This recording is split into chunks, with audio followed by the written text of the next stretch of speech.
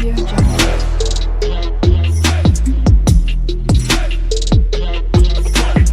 Audio Jungle. Hi everyone, hope you all are fine. Today, let us learn the chapter Sectors of Economy in Economics of 10th Standard CBSE. We can see different kinds of economic activities in different sectors. On the basis of nature of economic activities, primary, secondary and tertiary sector. On the basis of employment conditions, Indian economy is classified into organized and unorganized sector. On the basis of ownership, who own the means of production, properties. On the basis of ownership, again, Indian economy is classified into public and private sector. In this chapter, we will study about all these sectors. First, primary, secondary and tertiary sector. Primary sector. Activities that are produced by using natural resources are called primary sector activities. It is called primary because it provides base for the development of other sectors. For the growth of cotton plant, we depend upon natural factors like soil, rainfall, sunlight, etc. So cotton is a natural product. In the case of an activity like dairy, we depend upon biological process of animals. So milk is a natural product. Similarly, minerals, ores all are natural products. When we produce a thing by exploiting natural resources, it's an activity of primary sector. Since most of the natural products that we get are from agriculture, it is also called agriculture and the related sector. Next, secondary sector. When natural products are changed into other forms through various ways of manufacturing, is an activity of secondary sector. It is next to primary sector. In this sector, products are not produced by nature. Products have to be manufactured in industries. For example, cloth from cotton, sugar from sugarcane, furnitures from trees. Since this sector is related with the different types of industries, it is also called industrial sector. So primary sector or agriculture sector, secondary sector or industrial sector. Next, tertiary sector. To support primary and secondary sector, there is a third category of activity, that is tertiary sector.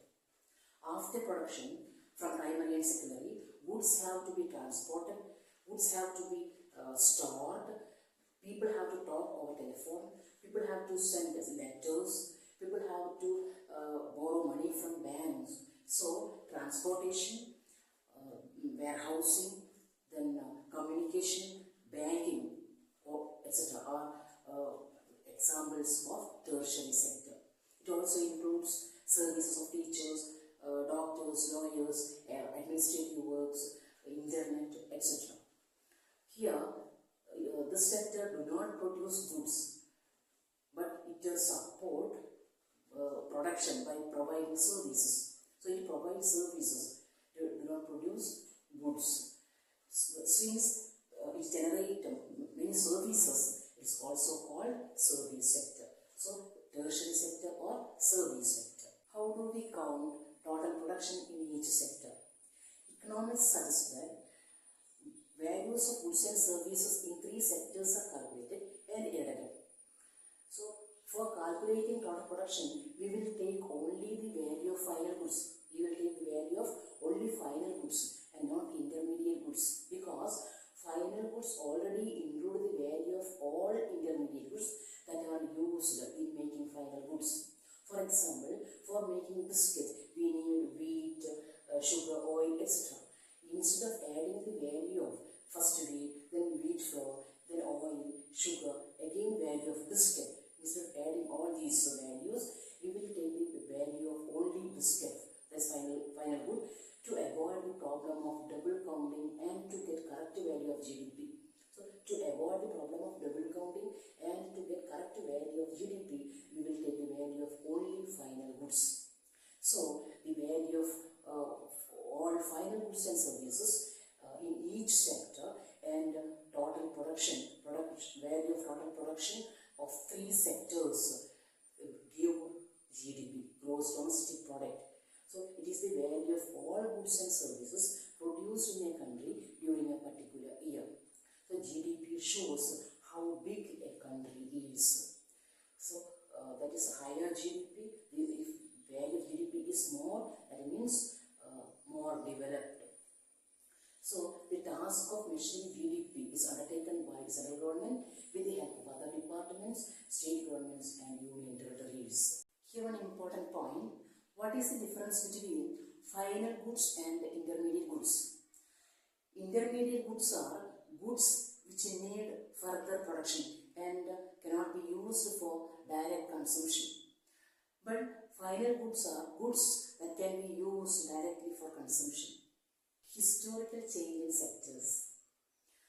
At the initial stages of development, primary sector was the most important sector of economic activity. When farming methods changed, agriculture began to prosper, production increased than before. So people could take up many other activities like craft, trade, transport, administrative work, etc. That means people shifted from farming to other activities. Gradually, many new ways of manufacturing were introduced. Many factories came up. Factories began to expand. So many people shifted from primary sector to industrial sector. So industrial sector became so important. Again, after many years, there has been further shift from secondary sector or industrial sector to tertiary sector. In this way, we can see more people are employed in primary sector in underdeveloped countries and more people are employed in secondary and tertiary sectors in developed countries. That is, when an economy develops, importance of primary sector will go on decrease and the importance of secondary and tertiary sector will go on increase. Graph 1 shows changes of primary, secondary and tertiary sectors through years. In 1973-74, primary sector was the largest producing sector. But in 2013-14, tertiary sector became largest producing sector. That means importance of tertiary sector is